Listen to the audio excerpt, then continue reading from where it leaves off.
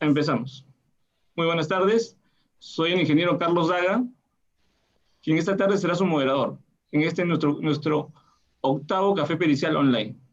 Desde ya agradecemos su asistencia, pónganse cómodos, que vamos a empezar a compartir este café pericial tan esperado, con la tertulia, pulso actual del manejo de claims en Argentina, durante esta extendida etapa de pandemia en Latinoamérica. Contamos con 4 ponentes de lujo, los ingenieros Ariel Medvedev, Antonio Ribarren, Reiner Solís y Alejandro Val, quienes darán vida a esta tertulia, centrada en qué manera está evolucionando el manejo de claims en Argentina respecto de Latinoamérica, sus diferencias y similitudes, incluso las culturales, y si son traspasables las experiencias de cada mercado. Pues hay muchos temas técnicos en este entorno que están surgiendo conforme avanzan las partes contratantes en sus conversaciones. El café de hoy estará compuesto de 2 bloques. A. Tertulia de 4 secciones con intercambios de opiniones y debates entre los peritos. Y B. Consulta de la audiencia, lo que en total estimamos nos tomará unos 75 minutos. En el primer bloque, de aproximadamente 60 minutos, cada sección dispondrá de 15 minutos para que cada tertuliano responda a las preguntas planteadas por el moderador e intercambiar opiniones con sus colegas. En el segundo bloque, nuestros tertulianos dispondrán de 10 minutos para responder consultas del público. Nuestra recomendación es que a medida que van escuchando cada tema y las discusiones asociadas a cada caso, vayan preparando sus preguntas y las envíen de inmediato por la plataforma de YouTube para poder responderlas en el segundo bloque. Pero antes de comenzar, es muy importante aclarar que en la presente tertulia, cada perito manifiesta apreciaciones propias sobre aspectos generales, principalmente técnicos. No se dan ni deben entenderse como aplicables a casos o controversias particulares, que ameritarían un análisis específico, caso por caso. Debe tomarse en cuenta, además, que en el manejo de claims por pandemia es todavía un tema en desarrollo. Podrán existir opiniones coincidentes o discrepantes, pero sin duda serán ustedes quienes podrán aprovechar de este intercambio de ideas. Ahora, sin más preámbulos, presentamos a los tertulianos de este café.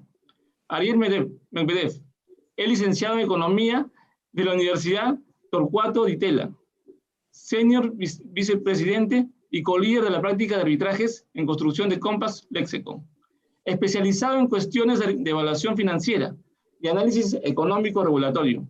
Cuenta con más de 40 informes periciales en arbitraje internacional, reconocido como futuro líder, expert witness por la Woodbury Legal Arbitration 2021.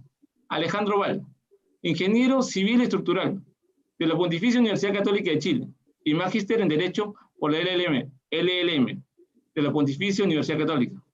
Perito internacional en análisis forense y resolución de controversias, de gran complejidad técnica en proyectos de ingeniería y construcción para los países de América Latina. Ha ejecutado más de 40 grandes proyectos mineros e industriales en Chile, Perú, Colombia, Panamá, Uruguay y ha participado como experto en más de 120 controversias contractuales. Reiner Solís, ingeniero por la Pontificia Universidad Católica del Perú, magíster en gerencia de proyectos y doctor en ingeniería por la Universidad Nacional Federico Villarreal. Perito, consultor en controversias en ejecución de obras. Adjudicador en junta de resolución de disputas, árbitro miembro de la DBRF y de la ASI Internacional. Socio de Netflix SAC y Grupo Radiant SAC. Director del Centro de Arbitraje del CIP y es miembro ordinario del Centro de Peritaje del CIP. Antonio Ribarren, ingeniero civil mecánico, UT77. Consultor internacional en cuantificación de daños para claims y pericia de parte en construcción. Certificado como experto en ingeniería de claims por la CIC, por la Sociedad Mexicana de Ingeniería Económica y de Costos, SMEC. Socio fundador de QDR y ha liderado 51 servicios claims, análisis temprano de brechas claims y peritaje de parte oficio, en los sectores de gran minería, infraestructura y servicios. Ahora sí, damos la bienvenida al ingeniero Ariel Medvedev. Estimado Ariel, ¿cómo está impactando el COVID en el sector argentino de la construcción y cómo están resolviendo las disputas? Te escuchamos. Adelante, por favor. Muy bien, buenas tardes a todos. En primer lugar, una única aclaración es que yo no soy ingeniero, sino economista, así que eso siempre mejor dejarlo claro para que no haya confusiones. En Argentina el COVID ha tenido un impacto muy fuerte en particular porque desde muy temprano el gobierno tomó una política de aislamiento muy estricta, y se dice que tenemos una de las cuarentenas más largas a nivel internacional, y eso obviamente tuvo un impacto importantísimo en el sector de la construcción y en toda la economía, ¿no? En su conjunto, no solo en el sector de la construcción. El de la construcción en particular fue uno de los más afectados, tuvo una caída de alrededor de un 75% interanual, que es, bueno, importantísima, y desde marzo diría que se tomaron las medidas de lo que se llamó ASPO, aislamiento social preventivo y obligatorio, la caída fue estrepitosa, ¿no? de la actividad. Esto hay que recordar que Argentina no es que la agarró en un momento que venía con muchísima actividad, sino que Argentina, incluso previo al problema del coronavirus, ya había entrado en una recesión muy importante desde el fin del gobierno pasado, diría, digamos a fines del año pasado.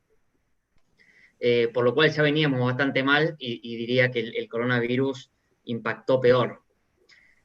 Impactó peor, quiero decir, agravó esta recesión que veníamos teniendo. En particular diría, donde las medidas han sido más estrictas y duraderas ha sido en el AMBA, que es el área de la provincia de Buenos Aires, el área metropolitana de Buenos Aires, que incluye a la parte, diría, más poblada y productiva de la provincia de Buenos Aires y la ciudad de Buenos Aires. Aproximadamente cubre alrededor de un 35-40% de la población del país, y unas 15 millones de personas. A diferencia de otros sectores, en la construcción no es posible implementar el teletrabajo, entonces obviamente han habido parates de obras muy importantes.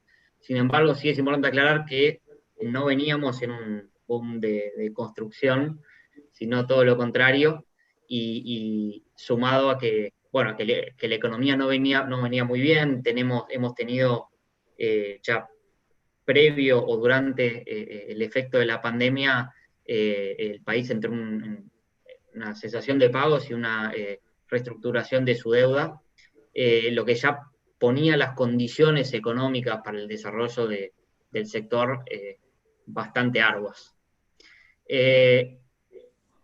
Principalmente diría eso, ¿no? Hubo un parate, y después poco a poco fueron volviendo las obras de manera paulatina y con los protocolos que hacen que no se pueda volver a los regímenes de productividad anteriores, ¿no? Aún no se están viendo, diría yo, o por lo menos en mi experiencia, reclamos, la totalidad del efecto del coronavirus y cómo van a lidiar las obras que sí fueron afectadas con las disputas que se generan a partir de estas medidas de aislamiento. Diría que todavía estamos en una etapa que es incierto cómo terminar esa resolución. El gobierno, a su vez, implementó medidas paliativas en las cuales dio asistencia al pago de salarios, incluso créditos, préstamos blandos para las empresas en crisis debido a la imposibilidad de avanzar. Y diría que ahora poco a poco se van reactivando las obras, pero a un ritmo, la verdad, que muy lento. Y con respecto a cómo se resuelven las disputas, yo diría que en Argentina, a diferencia bueno, por lo menos lo que yo conozco a nivel sudamericano o latinoamericano, la tradición de resolución de disputas a través de arbitraje no es tanta como es en Perú y como veo en otros países. Típicamente en Argentina la tradición es más por resolución de disputas a través de los juzgados. Los juzgados aquí también estuvieron bastante cerrados justamente por las medidas de aislamiento, entonces eso todavía no comenzó a reactivarse, una resolución de disputas que uno pueda ver, digamos, cómo van evolucionando y qué tipos de reclamos se hacen y cómo se presentan. Y en términos de arbitraje, diría que tal vez está un poco más limitado a lo que son empresas con algún carácter más internacional, y que vengan de una tradición un poco distinta. Y hay igual, obviamente, algunas empresas que sí recurren al arbitraje, pero no son las más. E incluso hay algún tipo de arbitraje que tenemos acá localmente, que es el de la Sociedad de la Bolsa de Comercio de Buenos Aires, que es bastante, su esquema se parece, su procedimiento se parece mucho más a un litigio común que a un arbitraje. Un arbitraje. Ariel, gracias. ¿A quién das el pase, Ariel, para continuar con... A Antonio, por supuesto, que quería Ok. meter un bocado y le voy a ceder la palabra. Gracias, Ariel. Bien clara. A ver si entiendo. eh, los arbitrajes fundamentalmente están orientados a más bien a una forma judicial que una forma arbitral tradicional a la que nosotros tenemos. Pero fíjate, Ariel y colegas, yo quisiera hacer una pequeñísima aclaración. En varios posts que hice, digamos, en la PEC y en el feed personal, coloqué algo así como: si usted busca gestión de proyectos, no venga, que este no es el sitio. ¿Por qué va a haber alguien que no sea ingeniero en una tertulia donde vamos a hablar de pericias? Simplemente porque me tocó conocer a Ariel hace un año y medio atrás, y en mi opinión tiene absolutamente claro lo que es el ámbito del perito dentro de la demanda que tienen, a las que están sujetas las partes. Y porque tengamos claro que las pericias de cuantificación de daño consideran, además del daño emergente, consideran prestaciones ejecutadas y no pagadas o cobradas, y lo más importante de todo, considera lucro cesante. Y el lucro cesante, si bien los ingenieros de claim tenemos ciertas habilidades para poder desarrollar y sustentar, digamos, una cuantificación determinada, quienes tienen la más clara habilidad técnica profesional son los economistas, o en otras latitudes como mi país, Chile, los ingenieros comerciales. Entonces, el motivo por el cual decidimos hacer esta diferenciación, primero porque no somos sectarios en el sentido de que solamente ingenieros, no, pero claramente el círculo latinoamericano de perito construcción no comprende, no entiende que, por ejemplo, un médico, con todo el respeto que me merecen los médicos, pueda hacer una cuantificación de daño. Y parece torpe lo que estoy diciendo, pero tenemos que tener claro que los peritos tenemos un perfil que parte de la ingeniería, que es más, un ingeniero tiene más facilidades de entender lo que pasa en la ingeniería, en la procura, en la construcción, en la puesta en marcha. Dicho eso, Ariel, cuando yo tengo que hacerte a ti una pregunta en vez de yo, digamos, responder algo, porque me quedé, en realidad tenemos bastante, a ver, en Argentina hay bastante que hacer respecto a las pericias, fundamentalmente dentro de lo que es la pericia de cuantificación de daño en las demandas. Me da la impresión, por lo que te escucho, es que está bien informal y bien atrás en tema del desarrollo. No sé si soy muy claro y espero que nadie se pueda ofender por lo que estoy diciendo, pero toda esta avalancha de diferencias, de desviaciones que va a haber entre antes de que viniera la pandemia y la definición de deténgase o cuidado, yo le instruyo a usted que haga una detención de su trabajo o aplicamos fuerza mayor. ¿Tú crees que esta avalancha que viene se va a inclinar más por fuerza mayor o por, digamos, suspensión de trabajo dictada por el mandante? No, yo creo que efectivamente la manera de, a ver, tendrá que encontrarle un encuadre en los contratos o en las regulaciones a esta situación que de esta magnitud era totalmente imprevisible. Entonces ahí es donde veo que probablemente se encuadre más en una, digamos, puedan encuadrarlo más como una situación de fuerza mayor, en la cual posiblemente el remedio que se esté reclamando no sea tanto una compensación por esas pérdidas tal vez de lucros cesantes, sino una suspensión de obligaciones. Entonces ahí veo yo que, bueno, tendrán que ir viendo cómo lo encuadran, ¿no? Pero posiblemente ante la falta, me parece que la única salida va a ser esa, la de fuerza mayor. Yo tengo otras preguntas más y esto es sumamente largo e interesante, pero no quiero abusar de mi tiempo, así que te dejo el micrófono para que tú lo otorgues a alguien, Ariel. Yo sé que a vos te gustaría hacer más preguntas, porque Claro, tengo un nos montón. conocemos, ¿no? Y sí quiero una cosita aclarar ahí, que creo que con Antonio nos encontramos varios valores en común que como peritos queremos resaltar o llevar la bandera. Y en relación a lo que mencionaba del tipo de procedimientos, un poco mi opinión es que en ese tipo de procedimientos las partes y los árbitros o jueces se pierden la oportunidad de sacarle todo el jugo a los peritos. No sé si le paso un poco el micrófono a Alejandro, a ver si en Chile ocurre lo mismo. No sé si te ha tocado tener casos de arbitraje por un lado y de litigios, y si pasa igual en términos del jugo que se le saca a los peritos en uno y otro. Oye, perdón, un segundito. Yo doy harto jugo porque soy gordito, peso 100 kilos y mido 1,80 m. Pero Alejandro es flaquito, delgadito, es un hombre más normal que yo, así que broma, broma. Ariel, en relación a lo que dices tú,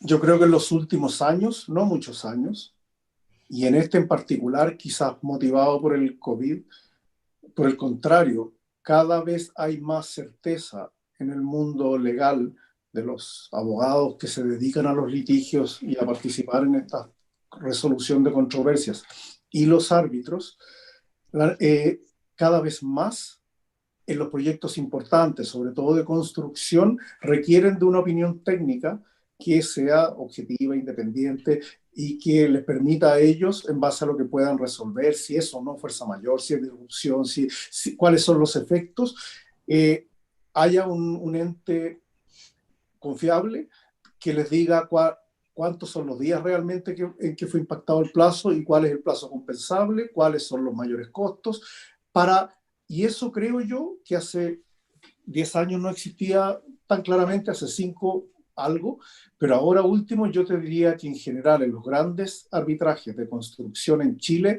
necesariamente tienen, si son arbitrajes nacionales, al menos los peritos de las partes y eventualmente uno para el tribunal, y en los arbitrajes hay... ¿Y ves una diferencia ahí uno de las partes? Sí.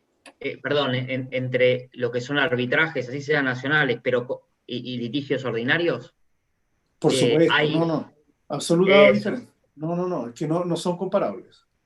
Eso, es decir, pero el rol del perito que se le da en uno y otro, en mi experiencia, tanto en Argentina como me ha pasado también en otras jurisdicciones, en Colombia también, la diferencia del rol del perito, este rol de darle la participación y la posibilidad de dar una opinión objetiva e independiente, es muy distinta en procesos de justicia ordinaria versus los de arbitraje, sí, cuando son llevados con procedimientos del tipo de arbitraje internacional, Corte de Comercio Internacional, o mismo las cámaras de comercio, la de Santiago la conozco, la de Perú también, y mismo la de Bogotá, Cámara de Comercio de Bogotá también, son más similares a lo que es un arbitraje internacional que a un litigio en corte local, donde lo que yo veo es que al perito no se usa todo lo que se podría del perito, ¿no? El perito tiene mucho, creo yo, para aportar, y su rol es mucho más limitado en los juicios de justicia ordinaria. absolutamente. Sí, Alejandro. un minuto nomás. La impresión que yo tengo es que en el arbitraje la pericia tiene un alcance mayor, los puntos de prueba tienen un alcance distinto, y el juez pretende que le expliquen qué fue lo que sucedió y que se cuantifique para que él pueda determinar en base a los temas legales y contractuales qué es lo que corresponde para fallar. En cambio, en la justicia ordinaria tiende a ser solamente algún peritaje contable de los balances o económicos a nivel de facturas, pero no hay, es más bien de eso. Yo creo que es bastante más lo que espera un tribunal arbitral del perito, y realmente, como dices tú, le saca jugo. Ojalá le saquen más y realmente sepan discriminar quiénes son de verdad competentes, objetivos y conocen de la materia. Está bien, gracias por la pregunta, Ariel.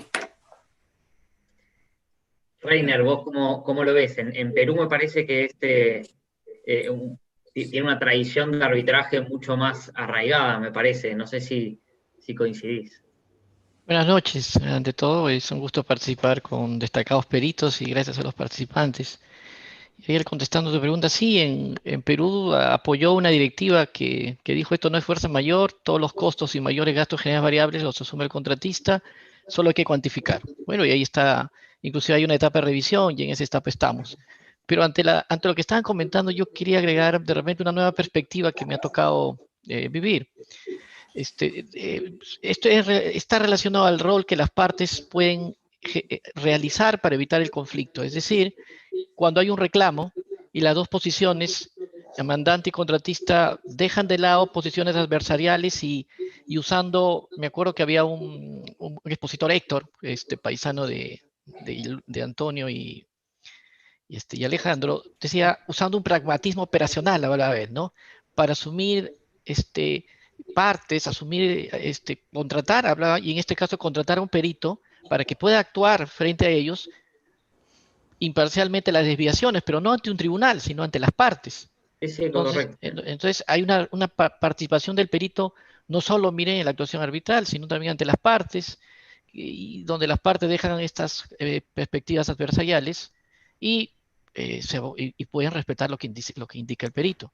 Claro que la otra perspectiva pues es la confrontación en el arbitraje, pero igual el reto está en detectar las desviaciones en la ejecución del contrato y las estrategias pues que se sigan metodológicamente.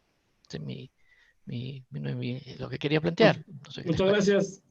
Ariel, tenemos un minuto para cerrar la pregunta. Un mensaje Sí, final. bueno, diría la verdad que nos quedan tiempos interesantes en esta salida del coronavirus y ver cómo va a estar impactando y resolviéndose los problemas los impactos que esto ha generado, ¿no? Y en este proceso de bastante agotamiento financiero de muchos de los proyectos, cómo van a hacer para seguir adelante, ¿no? Me parece que Ok, ese va a ser un gracias, Ariel. desafío para nosotros como peritos también. Perdón, Carlos, antes de que cerremos, Ariel, tal vez sería el momento de que de alguna forma nosotros como CLAPEC podamos hacer algún aporte, colaborar con el ambiente arbitral de Argentina para para que el ambiente arbitral argentino le otorgue mayor peso y le puedan sacar más jugo a los árbitros. Te dejo eso para que lo hablemos después ¿cómo le llaman? La privada, en la personal, en la interna, no sé cómo le llaman, la interna, ya, la interna. Perdona, adelante. Perfecto, muy bien. Ok. Muchas gracias. Muchas gracias a todos, especialmente a ti, Ariel. Bueno, gracias a todos por sus intervenciones. Prosiguiendo con estos temas de interés, invitamos al ingeniero Alejandro Val. Estimado Alejandro, la pregunta es la siguiente. ¿La aplicación de la tecnología eliminará las desviaciones en la ejecución de los proyectos? Adelante, por favor, Alejandro. Gracias. No le di delante el saludo, me siento muy contento de estar en un panel con Ariel y que hay argentinos viéndonos, lo cual les mando un saludo porque realmente es un país al cual los chilenos no solo tenemos dificultades a veces en el deporte, lo hemos admirado toda la vida, así que realmente Argentina es un gran país y me alegro de estar en eso. Con respecto a la pregunta, Pensé que nos yo creo ibas a que cobrar las 2 finales perdidas. no te los quise mencionar, no te los quise mencionar para que no te sintieras incómodo, pero si tú quieres podemos hablar de eso, pero la verdad Mejor, tampoco, no pasemos a la pregunta. mejor que no. Ya. Mira, yo creo que hay que distinguir y saber diferenciar. La tecnología siempre es bienvenida. De hecho, en los proyectos, ya sea por la parte industrial, minera, lo que sea, existe la tecnología y cada vez crece más, los camiones en las minas se manejan solos, las perforadoras, hay un uso intensivo y creciente de la tecnología que va en beneficio de la productividad y de la seguridad de los trabajadores. En los proyectos de construcción, que tienen menos tecnología que las plantas industriales en las cuales intervienen, también existe tecnología asociada a la ingeniería, la forma como desarrollan la ingeniería, los planos, los documentos, el manejo de la información. Y en relación a los temas controversiales, que es a donde apunta la pregunta, es bueno que exista tecnología para el manejo y acceso a la información, es decir, es totalmente distinto si un registro diario está guardado o almacenado en tiempo real en una plataforma virtual o donde sea en la nube, a que haya que ir a una bodega donde hace 5 años guardaron unas cajas llenas de papeles como era antes. Es cierto, por lo tanto la tecnología ayuda, pero como la pregunta dice, si no me equivoco, que si elimina las controversias o ayuda a eso, yo diría que bien poco, porque la mayoría de las controversias son producto de cambios o incumplimientos de seres humanos que participan en los contratos o de condiciones que no eran previstas y que se dieron de una determinada manera. Por lo tanto, en mi opinión, el origen de las grandes controversias no tiene que ver, no se elimina con la tecnología. Una tecnología, una plataforma BIM puede generar menos choques de cañerías con vigas o con columnas, o puede generar que la ingeniería tenga menos errores, lo que tú quieras. Se busca eficiencia y se logra con eso. Pero el día que la controversia es porque la entrega del terreno no fue oportuna ni en la forma en que debía ser, o los suministros se retrasaron, o lo que fuere, que va a significar un cambio de condiciones con respecto a lo que se cotizó, es origen humano y lo van a seguir resolviendo los peritos, los jueces, los abogados, las partes, los administradores de los contratos, con conocimiento, con buena fe, con las herramientas que dispongan. Si disponen de herramientas tecnológicas para aplicar adecuadamente las metodologías de delay analysis, fantástico, y van a tener una ayuda, pero eso no elimina la controversia, da caminos más certeros para conocer los rangos en los cuales las partes pueden negociar o que tienen así. Por lo tanto, yo creo que la tecnología, como siempre, es bienvenida, pero no es el factor clave, en mi opinión, para la resolución de controversias en contratos de construcción. Gracias, Alejandro. ¿A quién, Bueno, ¿A quién se es el paso a Reina, para continuar? a Reina. Ah, ok. Gracias. no, yo lo que planteo es que, al igual que Alejandro, y voy por ese camino, debe tenerse en cuenta que la ingeniería es muestreal, que un proyecto nace de un expediente técnico de un alcance, el cual es una expresión en papeles de un futuro que no existe y que se va a ir ajustando a la realidad dinámica de la obra y que dependiendo del tipo de proyecto, este alcance tiene siempre un porcentaje de error. Un expediente técnico no solo expresa el cómo se va a hacer la obra, o sea, el alcance técnico, sino también en qué condiciones se va a hacer la obra, el clima, el impacto de los días domingo, porque a veces no ya está en días naturales, ¿no? Condiciones climatológicas, horarios, necesarios para estimar el plazo del contrato, ¿no? Que deben considerarse todos los impactos. El margen de error del expediente técnico depende también de la inversión tecnológica y económica que se realiza en el proyecto. Por lo tanto, yo también considero que siempre van a existir desviaciones entre el escenario contrafactual, o que es el escenario hipotético sin el impacto, ¿no? Con el expediente técnico del contrato, que es la realidad ejecutable, ¿no? Cuando se ejecuta en la realidad ejecutable, y que el tamaño de estas desviaciones, además de lo indicado, está sujeto a hechos no esperados, imprevisibles, como los efectos COVID-19. Eso es lo que tengo que decir al respecto. Antonio, para dejar al final, Ariel. Bien, ok. Mira, estoy total y absolutamente de acuerdo con lo que están planteando. Y solamente una pequeña anécdota, o no sé si se llama anécdota, para dejarle mucho más tiempo a Ariel. Yo he visto y he escrito algunas cosas que dicen, soy dueño de un software que resuelve todos los claims. Soy dueño de un software que me dice exactamente cuáles son las desviaciones en los atrasos. Y las vendo y en la mejor tecnología y fantástico.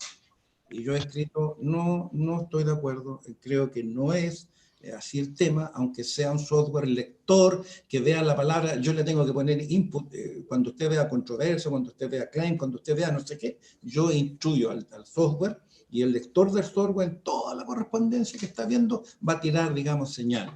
Eso puede ser bueno. No reemplaza el ojo humano que ve, además de lo que está escrito, el sentido de lo que está escrito. Esa es mi opinión. Creo que la tecnología no va a reemplazar. Es que el BIM, es que no sé qué. Oye, nosotros los que ya tenemos casi 70 años, estaremos recordando qué pasó cuando llegó a nuestra realidad lo que se llamaba el AutoCAD. ¿Te acuerdan del AutoCAD? Es exactamente lo mismo que están diciendo hoy día la gente del BIM. Esto es la maravilla. Se acabaron las interferencias, se acabaron los claims. No, no es así. Cuando estábamos en 3, 4, 5, 6, 7 flyers uno encima del otro, y después tú dejas terreno, que yo tengo experiencia, mucha experiencia en la construcción, en terreno, en los proyectos, tú te encontrabas con una viga que dice que no existe, pero aquí está. Y esas son interferencias que no tampoco resuelven la constructibilidad. Disculpa, Alejandro, esa es mi opinión. Gracias. Ariel. Muy bien. No, yo coincido que la tecnología por sí sola no es lo que resuelve las disputas, ni lo va a resolver, ni va a resolver que no existan más. Sin embargo, sí creo que el advenimiento de nueva tecnología junto con la sofisticación de análisis y los procesos de control de esa ejecución y planificación que puedan ayudar a tener más registros, mejores registros, etcétera, sí pueden beneficiar a reducir o mitigar los impactos o incluso las diferencias con las contrapartes. En general, cuando esa tecnología permite que haya un control más ordenado, también está más claro a quién le corresponde, digamos, la resolución de los problemas, ¿no? Entonces, en ese sentido, yo creo que la tecnología sí puede ayudar, pero no de ninguna manera eliminar las controversias. Y además, partimos de la base de que en general la distribución de riesgos, beneficios, obligaciones surge de un contrato que está escrito por alguien que lo hizo al inicio de la relación, en la cual no se podían prever ni todas las situaciones ni escribir todo de manera clarísima para atacar todas las situaciones que puedan enfrentarse. Entonces, creo que puede beneficiar, pero no, definitivamente no es que va a resolver que no haya más disputas. Sí, y si tengo un minuto, gracias, Ariel. Carlos, para cerrar. Tienes los 3 minutos porque han sido bien Hemos específicas. sido muy eficientes. Bien. Sí. No, yo creo que también tenemos que tener en cuenta que el avance tecnológico en el mundo de la construcción ha significado, en primer lugar, una reducción de los plazos. Ese ha sido uno de los principales beneficios.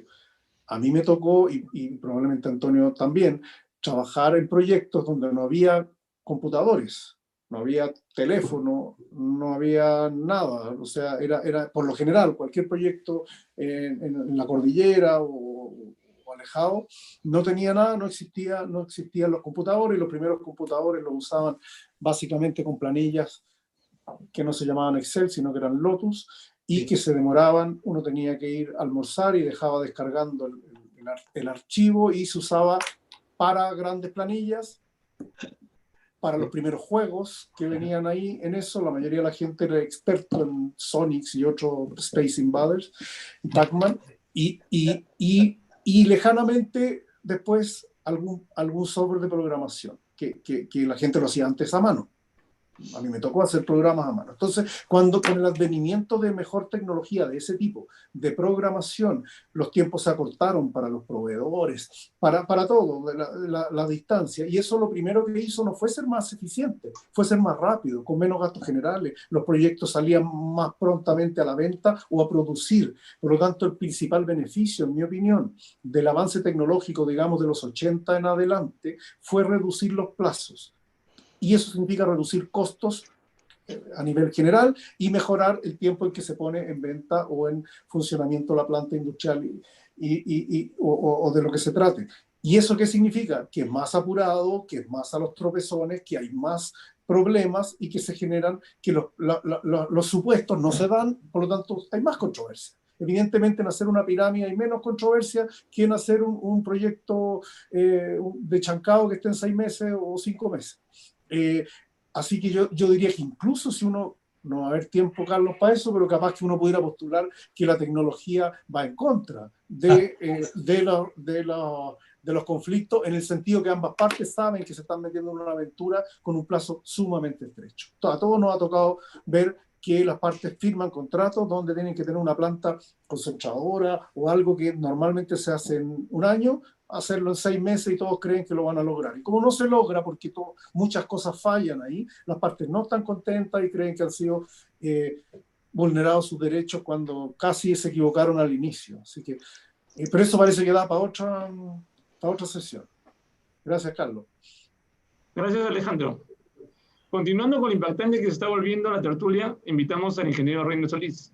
Estimado Reiner, ¿cuáles son los problemas típicos señalados por mandante, cliente y contratista, donde han tenido que atender pericias estos meses de pandemia?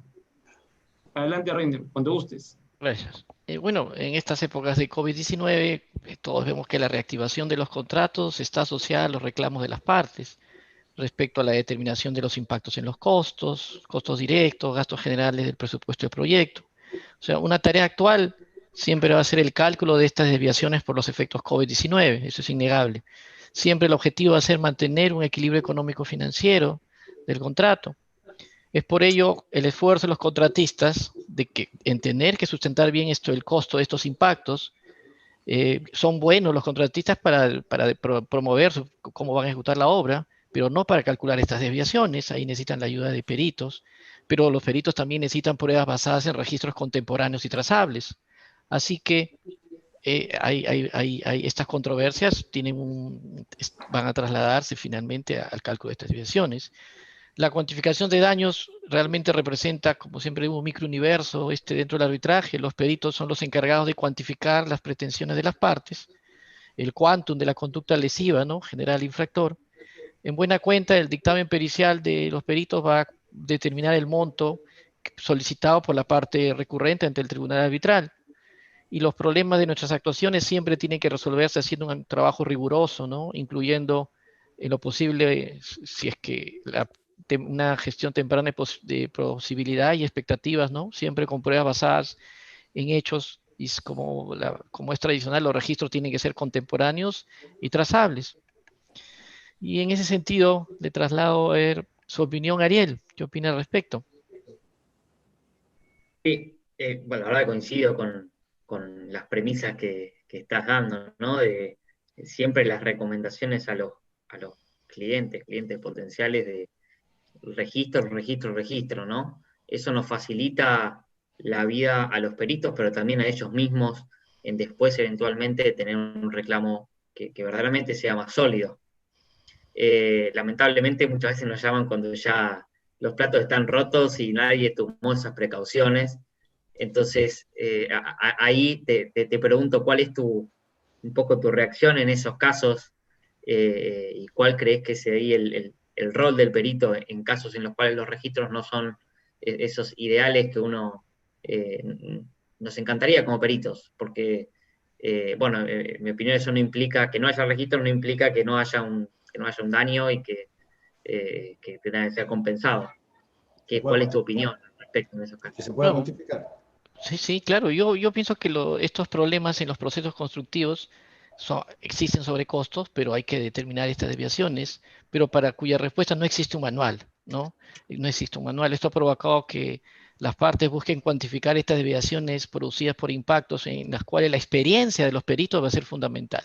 Ahí puede aparecer la necesidad de organismos como CLAPEC, el Círculo Latinoamericano de Peritos en la Construcción, que da un espacio de desarrollo y discusión para esta labor pericial en la construcción, donde se permite el intercambio de experiencias, como ahora ideas que contribuyan al desarrollo de estándares que constituyan las mejores prácticas en los países de Latinoamérica.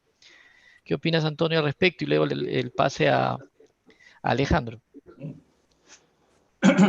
¿Cuáles son los problemas típicos que nos ha dado el mandante y el contratista? Más que problemas típicos, yo creo que son los mismos. Sí, tengo toda la información, Antonio. No es eso. Yo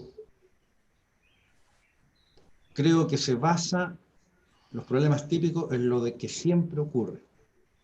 No existen registros que sean trazables ni contemporáneos.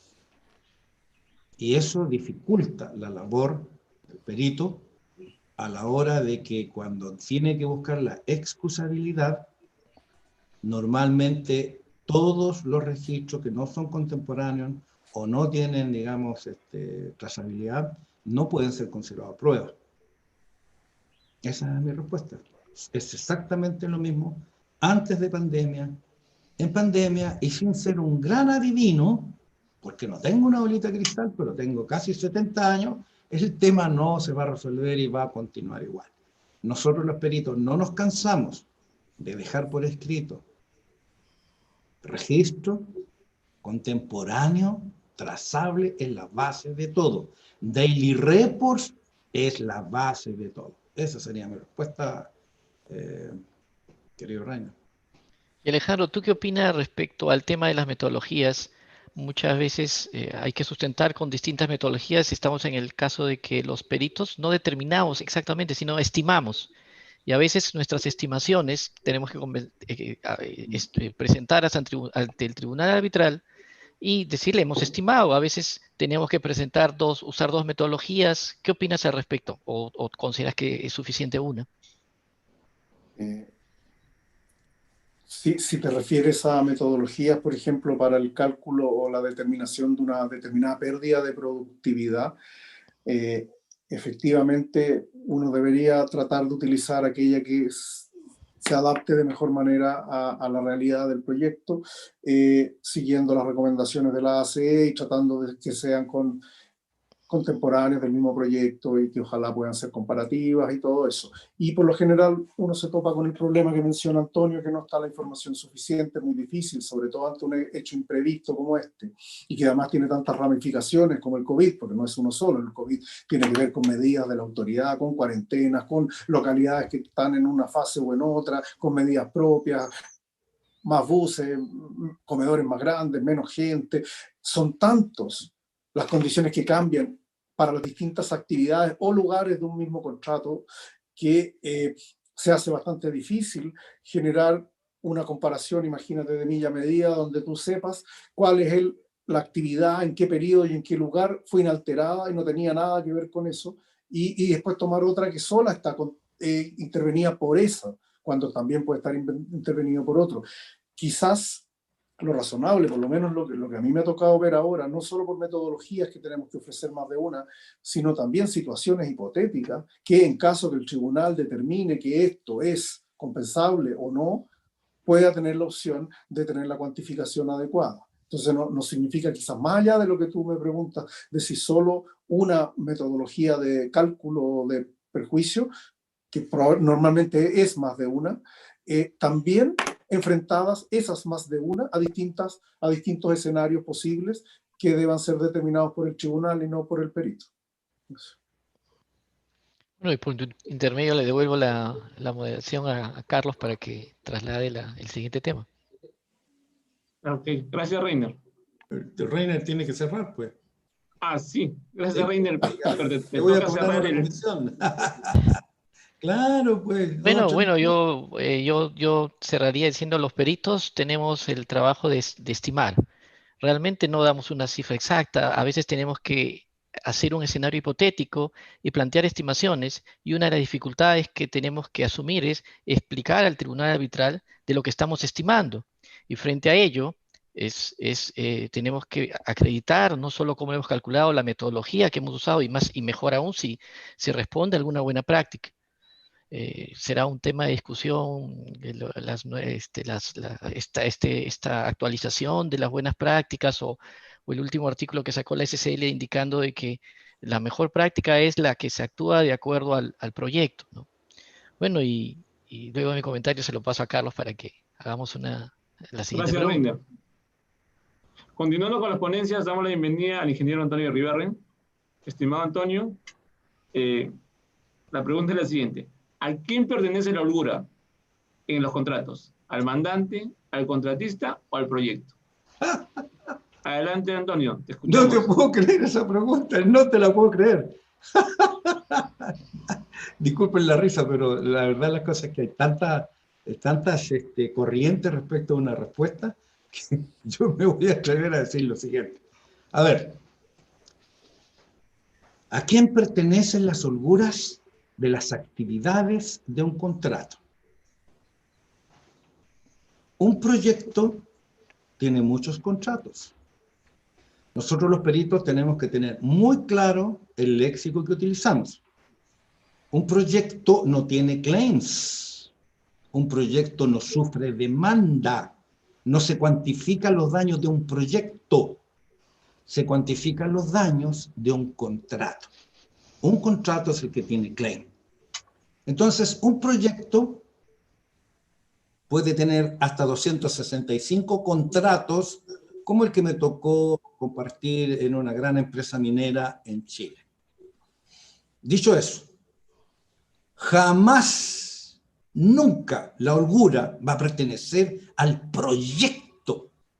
¿Qué tiene que ver mi contrato con el proyecto? A mí me entregaron una cantidad de antecedentes para dimensionar una oferta técnica económica para mi proyecto. Es lo mismo y muy parecido con la famosa palabra, hay dos palabras que están de moda, ¿no? Claims y contratos colaborativos. Este tema es lo mismo. Si es que aceptan mi proposición de que jamás puede haber una holgura para el proyecto, entonces, en mi opinión, la holgura pertenece a la parte que generó con su quehacer, con su concepto de cómo realizar el proyecto, con su metodología constructiva y con su cronograma, en mi opinión, pertenece al contratista y no al mandante. Hay opiniones, como la ACE, que yo no participo de mi querida ACE. Ojo, no participo para nada. Y estoy discutiendo a los más altos niveles de la ACE este tema. Ellos dicen, no, el contrato, o sea, la holgura pertenece al proyecto. Entonces yo le digo, si ustedes están hablando que el proyecto es el contrato, Pero no es lo más no justo. pertenece al contrato. No, mi amigo, la holgura pertenece al que hizo el cronograma. Si tú quieres que yo adelante alguna actividad, me la pagas porque es mi holgura. Esa es mi respuesta. Es interesante. ¿Por qué me río? Porque esta invariablemente es la pregunta que más participación tiene en nuestro, a ver, yo no creo que sea malo decirlo, en el grupo de debates y de temas de reflexión y debates de QDR, de controversias y claims, porque es la que más debate tiene, 30, 40, 50 respuestas, y casi todas, hay tres corrientes, pertenecen al contrato, pertenecen al contratista, o pertenecen al proyecto. No sé si soy claro en mi respuesta, y yo le voy a pasar el pandero a Ariel como invitado. Ariel. Muy bien, muchas gracias, Antonio. Voy a decir que coincido con lo que expusiste en términos generales.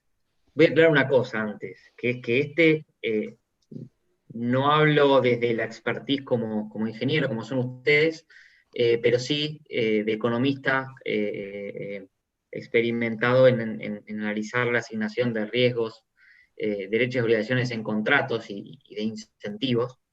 Y ahí es donde digo que coincido en que, en términos generales, uno como contratista está haciendo una oferta económica que tiene se está comprometiendo a ciertos tiempos en ciertos momentos, o sea, a cumplir con ciertos hitos en ciertos momentos, pero en un cronograma que en general tiene a su propio beneficio el uso de esas holguras.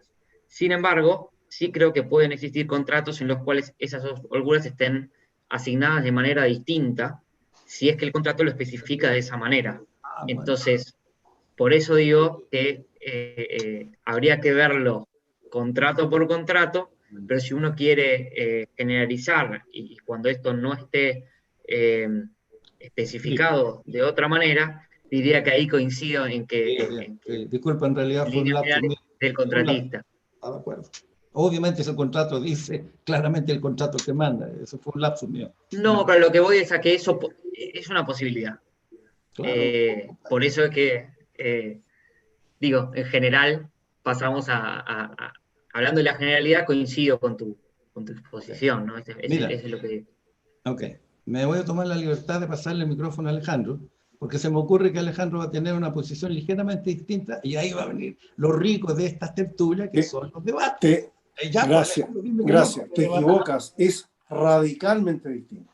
No es mira, ligeramente. Y por dos razones. Ya. Voy a tratar de explicarla.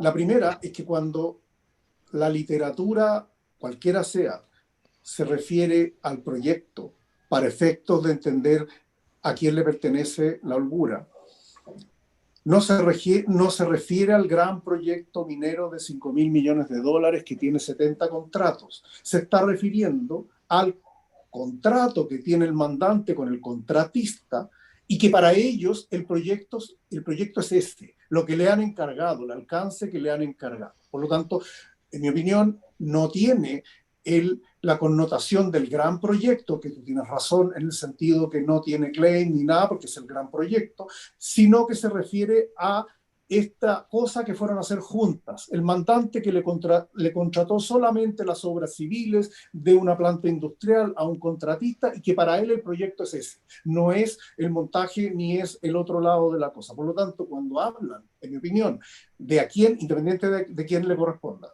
cuando le hablan de a quién le corresponde y ellos dicen, no, no es tuyo ni mío, es al proyecto, se refieren a algo que es un poco más allá, pero sigue estando entre ellos dos. No es propio, sino que es de los dos. Es de lo que sea, es de lo que beneficia al proyecto. ¿A cuál proyecto? Al que ellos contrataron, al alcance contratado. Está bien, eso es lo primero.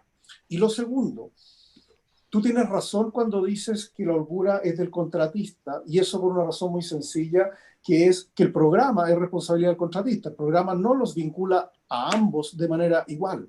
El programa, el contratista tiene compromisos de fechas, de hitos, que están establecidos en un programa, que es la forma como él decidió que podía ejecutar y cumplir esas obligaciones que tiene, y las obligaciones del mandante están reflejadas en algún suministro, en la entrega de áreas, en cosas así. Por lo tanto, es efectivo que cuando hay un programa firmado por las partes, la responsabilidad y obligación con respecto al programa, incluyendo las holguras, son del contratista. Y hasta ahí llega mi coincidencia contigo. El problema es cuando quiere o pretende ese contratista que es dueño de las holguras para ejecutar su obra como quiera, pretende cobrar un impacto, un mayor plazo o que le compensen económicamente por impactos debidos a la responsabilidad del mandante. Entonces él tiene que demostrar al mandante que su incumplimiento o su cambio le impactó, por ejemplo, la ruta crítica. Y ahí viene el problema. Porque como tiene el deber de demostrar que le impactó la ruta crítica, no puede dibujar de crítica la holgura, es un tema técnico. Por lo tanto, es cierto lo que dices tú, que es del contratista, absolutamente, hasta que quiere convencer a un tribunal, al mandante o a un tribunal después, que realmente tuvo un perjuicio y que le impactó la ruta crítica. Porque ahí estando la holgura no va a poder. Incluso se modifican los programas para efectos que si tienen inconsistencia o que si son... Así que eso es, amigo. Oye, Alejandro, cuando tú hablas de programa te estás refiriendo estrictamente a un cronograma, ¿verdad? En Perú le dicen más cronograma, en otras partes No, le a dicen nivel schedule, mundial, nosotros nos referimos como programa, pero es lo mismo. Es una cosa, Alejandro. Programa, espérate, Alejandro.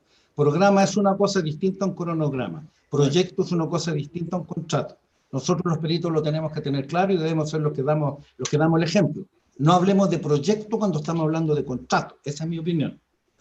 Bien, efectivamente, cuando el consumo de la holgura se pretende, digamos, de alguna manera manosearlo,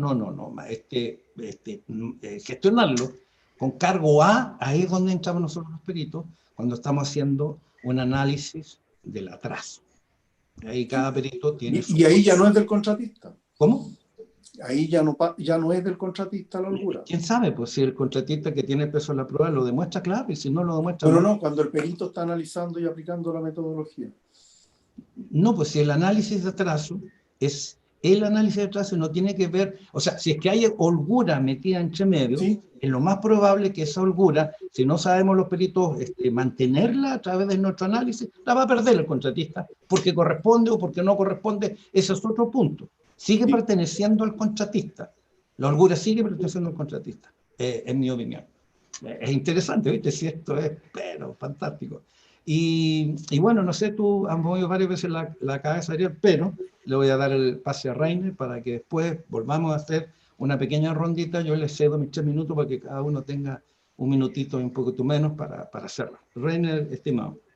Y bueno, yo he sentido que han contestado que la holgura es, como dicen los abogados, depende, ¿no? Claro, yo quería poner como un ejemplo, ¿no? Por ejemplo, en Perú decimos que el pisco es de origen peruano y más rico que el chileno. En Chile dicen que el pisco es de origen chileno, pero reconocen que el pisco peruano es más rico, ¿no? Entonces una vez asistí donde a Perú vino el expresidente Sebastián Piñera, el expresidente chileno, visitó el Perú y realizó un brindis con pisco. Y antes de brindar hizo una broma y preguntó a todos, ¿saben de quién es el pisco? Preguntó. Y él dijo, el pisco es de quien lo toma, ¿no? Y se lo bebió. Entonces, yo considero que en el caso de la partida, que una partida tiene holgura, y esta se consume la holgura y se vuelve crítica, la misma va a ser reclamada por quien considera que le impacta. En este caso es el contratista que hizo la programación y es el que va a reclamar, pero igual puede pasar una vez que se reclama con la entidad, con el mandante, que considera que este impacto no es como dice el contratista, es mucho menos o es cero. Yo entiendo que la ACE, inclusive la CCL, la Sociedad Sí. de Derecho a la Construcción, indican que la holgura es del proyecto por un tema Así es. interesante, por un tema de justicia, entendí yo, y que muta entre los dos casos. Pero hay varias cosas que agregar, ¿no? Por ejemplo, las partidas críticas en la programación de las holguras es cero. Entonces, ¿por qué asignamos esta pertenencia, ¿no? Bueno, y para no consumir más No, no, espacio, por favor. cedo la Dale, palabra a dale, dale, Ariel. dale. Cedo la palabra a Ariel Ah, ya, Ariel. No, creo muy interesante y yo creo que en realidad los puntos de divergencia de opinión en realidad no son tan grandes entre nosotros. Ese es un poco creo que hay unas cuestiones ahí de semántica, pero en el fondo hay bastantes coincidencias. Digo, semántica entre proyecto y contrato. Eh, Me parece que en el fondo igual no veo que haya una diferencia en realidad de sustancia. Así que eso creo que en la Yo, medida en que cada uno... Ariel, querido, tú eres visita y lo políticamente correcto que yo, sí, todo bien, pero no estoy de acuerdo con lo que estás diciendo. Nosotros los peritos tenemos que ser exactos. No es lo mismo atraso que retraso, ni que demora, ni que Perdón, para eso tardanza, iba, ni que ¿eh? todo lo que tú quieras. A eso No iba es lo porque mismo. uno No es tiene lo que mismo especificar rescindir un bien. contrato, perdón, no es lo mismo rescindir, resiliar, resolver un contrato. Son cosas distintas. Para mí, que soy ignorante en leyes, es un término, ok, para mí es sinónimo. Pero ojo, yo estoy metido en el ambiente de los proyectos y son distintos. Lo mismo es delay. Delay no es, tiene distintas concepciones en el atraso, en el retraso, en la demora. Son distintas concepciones. Por lo tanto, proyecto es una cosa y contrato es una cosa distinta. Son dos cosas diferentes. Si nosotros tuviéramos un par de minutos más, yo les explicaría cuáles son las diferencias y por qué tenemos que ser precisos. Internamente le voy a mandar a ustedes tres mi apreciación del por qué, tomando ¿cuánto se llama? El del PMBOK, el diagrama Carlos, ayúdame, Carlos, ¿cómo se llama?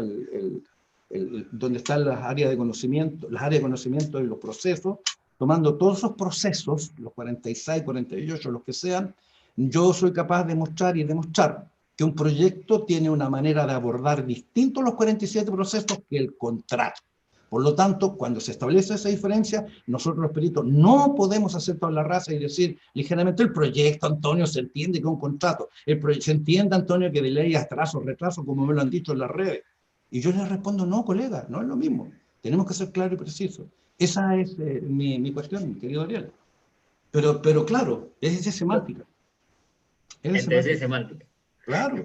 No, no. Yo no te No, puedo, yo digo de no sí. a discutir a ti un tema que tenga que ver con lucro cesante, que para mí es exactamente lo mismo, podríamos buscar algo, que para mí es lo mismo, ¿no? Pero son distintos, hay distintos matices, distintas formas de abordar. No sé, porque se dio el impacto porque te castigaron 2 años en el registro contratista, no lo sé, estoy pensando que dentro del lucro cesante también, querido Ariel, deben haber temas que tú como experto y especialista no puedes permitir que cualquier persona de afuera venga y te diga, es que son sinónimos, Ariel, da lo mismo. No, yo por No, eso, mi querido amigo, para usted serán lo mismo, pero yo soy un experto y para mí son diferentes, ese es el punto. yo coincido que como peritos tenemos que tratar de usar las palabras lo más precisas posibles que consideremos. Sí. Lo que yo decía es que me pareció que entre la definición que usaba Alejandro de proyecto y la tuya de contrato, me parecía que se estaban refiriendo a lo mismo. Entonces a eso iba con que no me parecía que había una diferencia sustancial, que no veía la consecuencia de esa diferencia en llamarle proyecto y contrato según lo que ustedes dos estaban exponiendo respecto. Espero que ahora te haya gatillado y te quede alguna incomodidad de que proyecto no es lo mismo que contrato o contrato no es lo mismo que proyecto. Ojalá, hubiésemos ganado todo. Alejandro, yo no voy a hablar más, así que cierra tú, por favor. Ah, no, después tú, Rey. No, yo creo que cerró Ariel, ¿no? Yo no tengo...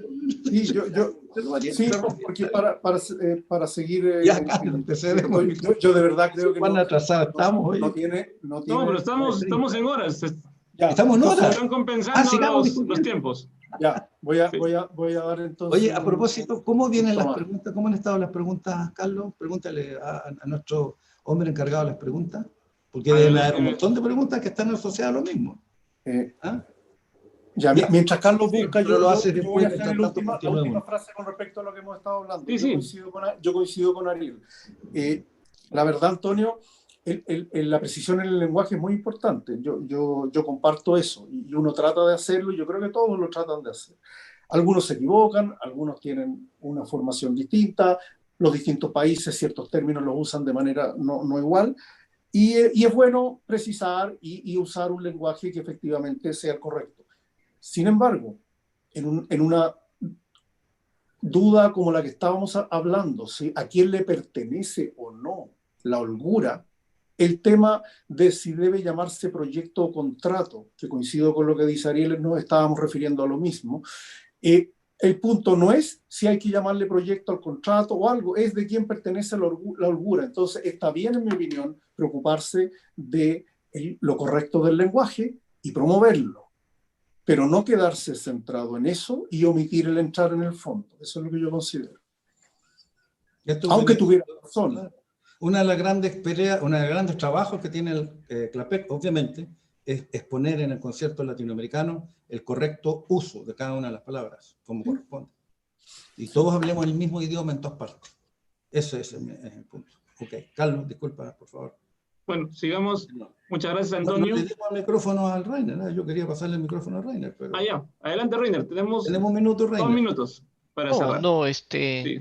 Concuerdo de que el fondo de la respuesta es a quién pertenece la holgura, y creo que hemos contestado como abogados y en el fondo hemos dicho depende, ¿no? Eso, pero es propio de la discusión de esta pregunta que siempre tiene discusión, y en eso estamos. No, adelante, Carlos. Siempre tiene discusión. Bueno, gracias, Reiner, y gracias a todos los tertulianos por sus interesantes aportes. Para continuando, procederemos en este momento con el bloque de preguntas del público, en el que cada perito tendrá 2 minutos para responder. Empezamos con Ariel. Según los peritos, ¿cómo mide un árbitro la credibilidad de un trabajo pericial? Adelante, Ariel. Muchas gracias. Muy buena pregunta y muchas gracias por ella. Para ponerlo en términos simples, yo hablaría en general de una evidencia, la posibilidad de que el perito presente una evidencia razonable para su opinión, el sustento razonable para su opinión.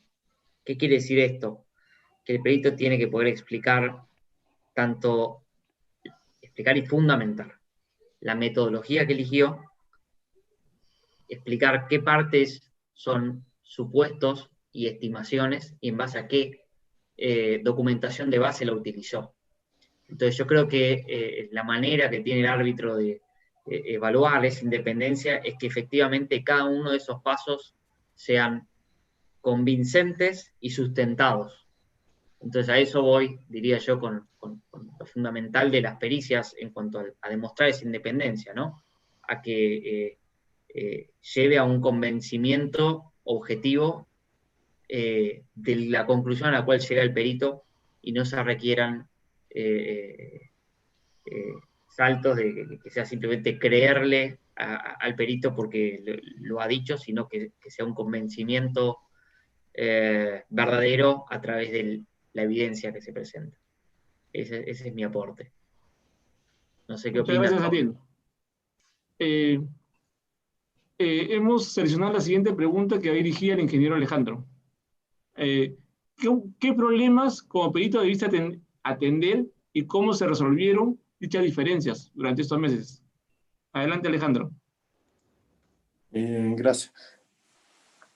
En general, y lo mencionamos antes a raíz de la intervención de Reiner, una de las dificultades para los peritos es poder identificar todas las consecuencias que se han producido a raíz de la pandemia, que son muchísimas. Son muchísimas. No es que haya habido un evento que se llama COVID y que signifique un caso fortuito, una fuerza mayor por 2 meses y se acabó y las partes peleen por eso. Tiene impacto en todo el proyecto hasta que termine. Un proyecto que lo tomó en la mitad, cambiaron los rendimientos hacia el final. Por lo tanto, requerirían hasta nuevos precios, las partes tienen que concordar eso, tienen formas de trabajar, metodologías apropiadas a las medidas protectoras del personal que hayan tomado, ya sea voluntariamente o por los sindicatos o por la autoridad sanitaria o por quien sea. Hay áreas o actividades que son mucho más impactadas por estas medidas que otras. Por lo tanto, la dificultad nuestra es poder identificar adecuadamente y cuantificar los eventuales perjuicios asociados a distintos efectos de medidas del COVID tomadas por distintas partes, pero que son a consecuencia de eso y que tienen un muy largo alcance. Pueden ser años. De hecho, llevamos como 8 meses de esto y esto no para y va a seguir el próximo año a quienes es distinto si le tocó recontratar o contratar un contrato nuevo o modificar. Por lo tanto, la dificultad cuando uno le hacen un encargo de este tipo es precisar bien qué es lo que se pretende de la pericia, cuál es el alcance y a dónde nos vamos a poner nosotros a identificar los perjuicios, porque no hay claridad con respecto a eso. Muchas gracias, Alejandro. Ahora, prosiguiendo, esta pregunta va dirigida al ingeniero Reiner. ¿Qué se puede mejorar en los contratos para futuros eventos de pandemia, rebrote u otras variantes del COVID-19? Muchas gracias. Adelante, Reiner. Bueno, en primer lugar, aprender de la lección, ¿no? Construir una base de datos con estos nuevos impactos en los rendimientos con efecto COVID, actualizar los rendimientos de estos nuevos escenarios, modificar el plan de gestión de riesgos, incorporando estos nuevos escenarios para incluirlos en los contratos. Y en este caso, yo considero que una aplicación interesante puede ser insertar los dispute boards, esta junta de resolución de disputas, por ejemplo, que se está incorporando en el caso peruano, inclusive en el caso peruano es de forma obligatoria. La junta de resolución de disputas es un medio de resolución de conflictos especial, compuesto por un panel de 3 expertos, donde es obligatorio la participación de los ingenieros, los otros 2 integrantes pueden ser expertos en obra, pero que tiene una característica interesante. Es una justicia rápida, de 9 semanas le llamo yo, y que tiene la característica de ser aproximada por el tiempo, ¿no? Una justicia gruesa, no es una justicia fina de detalle como el arbitraje, pero que le da cosas adicionales. Tiene la característica de ser preventiva y consultiva. Preventiva es prevención del conflicto, porque actúa como un engranaje dentro del desarrollo de la obra y hace que este mecanismo pone que el rol principal de este medio de resolución de conflictos no es su acción decisoria, sino su acción preventiva y consultiva. Considero que hay cosas que mejorar, obviamente, pero es interesante que parte de los actores sean profesionales expertos que no solo se dediquen a decidir y resolver rápido las controversias, sino que actuando en forma permanente, conociendo el contrato, puedan participar, absolviendo consultas previniendo el contrato. Me parece interesante un medio de resolución de conflictos que podría mejorar los contratos, en mi opinión. Bueno, Muchas gracias, Reiner. Prosiguiendo, la siguiente pregunta va dirigida al ingeniero Antonio. ¿Han cambiado en algo para los peritos los requerimientos de sus clientes, tanto en cantidad como los temas? Adelante, Antonio. ¿han cambiado en algo? Nada, para mí nada. Absolutamente nada.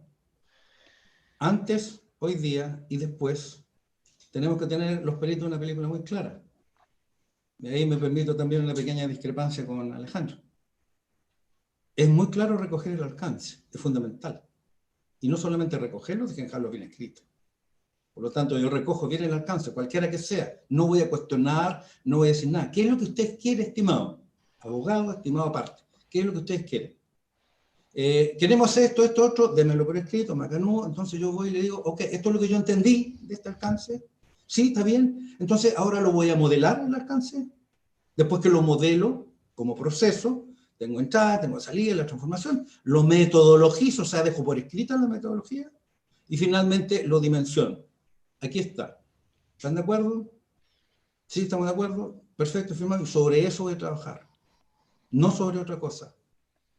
Y normalmente nos ha resultado bastante bien. Por lo tanto, el entorno que vivamos, se llame COVID, requete contra COVID, rebrote, lo que tú quieras, el tipo de contrato, de lo que sea, G2G, 45, ZP10, me da lo mismo a nosotros los peritos. No nos importa en absoluto, no debiera. Solamente nos importa que el encargo esté claro. Que nosotros recojamos el encargo, que nos validen el encargo y sobre eso trabajar. Esa es mi respuesta. Muchas gracias, Antonio.